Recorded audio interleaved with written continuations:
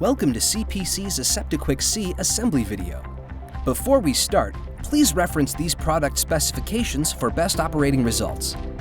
Assembling the AseptiQuik C is a quick and easy 3-step process. Click, pull, twist. To start, remove the protective cover on each connector half. Bring each connector half together. Continue to push each connector half together until you hear a click. A slight rotation of the blue lock ring may be required. Snap the membrane pull tabs together on each connector half. Pull the tabs to remove the membranes.